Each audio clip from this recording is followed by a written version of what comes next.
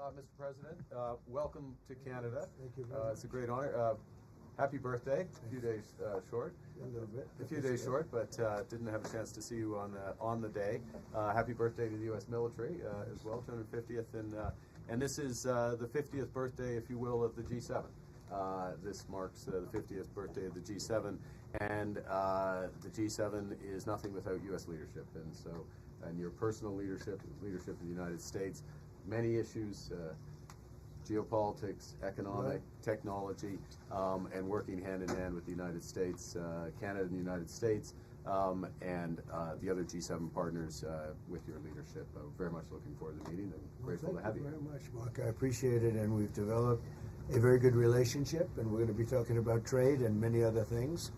And we have a whole group of people, some traders and some other people. I see my top economy people. But we have a very talented group of people, and you do too, and I know they've worked together very well. I look forward to that. The G7 used to be the G8. Barack Obama and a person named Trudeau didn't want to have Russia in, and I would say that that was a mistake, because I think you wouldn't have a war right now if you had Russia in, and you wouldn't have a war right now if Trump were president 4 years ago, but it didn't work out that way. But it used to be the G8, and now it's, I guess, what's that, 9 years ago, 8 years ago, it switched over. They threw Russia out, which I claimed was a very big mistake. Even though I wasn't in politics then, I was very loud about it. It was a mistake in that you spend so much time talking about Russia, and he's no longer at the table, so it makes life more complicated. But you wouldn't have had the war. Other than that, I think we're going to accomplish a lot, and I expect to. And I think our primary focus will be trade, and trade with Canada, and I'm sure we can work something out. Yep, very good. Thank you very much. Yeah, so much. Thank you very much. Mr.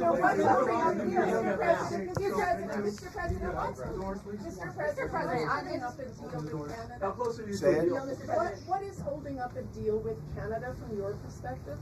It's not so much holding up. I think we have different concepts. I have a tariff concept, and Mark has a different concept, which is something that some people like. But we're going to see if we can get to the bottom of it today. I'm a tariff person.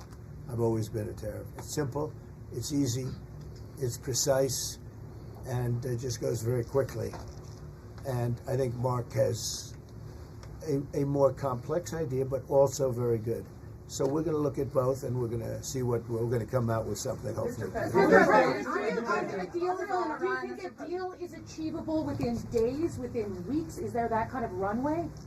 Yeah, it's achievable. Both parties have to agree. Yeah, sure. Mr. President, Israel and Iran, have you heard any signals or seen any messages from intermediaries that Iran wishes to de-escalate the conflict? Yeah.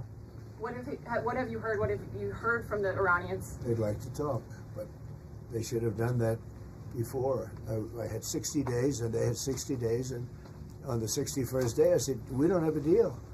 They have to make a deal, and it's painful for both parties, but I'd say Iran is not winning this war, and they should talk, and they should talk immediately before it's too late.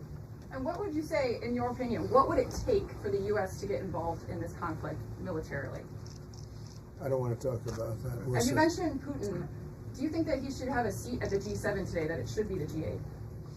I'm not saying he should at this point, because too much water's gone over the dam, maybe.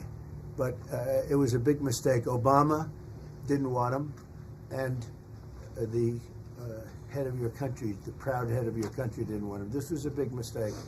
You wouldn't have that war. You know, you have your enemy at the table. Even I don't even consider him. He wasn't really an enemy at that time. There was no concept. If I were president, this war would have never happened. But likewise, if he were a member of what was called the G8 at that time, it was always the G8. You wouldn't have a war right now. Why not? What intelligence support are you providing Israel? We've always supported Israel. We have for a long period of time, strongly. And Israel's doing very well right now. Why not have China at the G8? Why not have China here, the biggest economy in the world after the United States? Well, it's not a bad idea. I don't mind that. If somebody wants to suggest China coming in, I think we suggest. But you want to have people that you can talk to. You know, they don't talk. Putin speaks to me. He doesn't speak to anybody else. He doesn't want to talk because he was very insulted when he got thrown out of the G8. as I would be, as you would be, as anybody would be. He was very insulted. And, I mean, he was thrown out by Trudeau, who convinced one or two people, along with Obama. He was thrown out, and he's not a happy person about it, I can tell you that. He basically doesn't even speak to the people that throw him out, and I agree with him. Go ahead. On immigration, why are you ordering ICE to target Democratic inner cities? What's behind that? I don't know what you're saying. You did a post last night where you said you want ICE to really target Democratic. Yeah, I want them to focus on the cities, because the cities are where you really have what's called sanctuary cities, and that's where the people are. I look at New York, I look at Chicago. I mean, you got a really bad governor in Chicago and a bad mayor, but the governor's probably the worst in the country, Pritzker. But I look at how that city has been overrun by criminals, and you know, New York and L.A., look at L.A. L.A., those people weren't from L.A., they weren't from California, most of those people, many of those people, and yeah, that's the focus.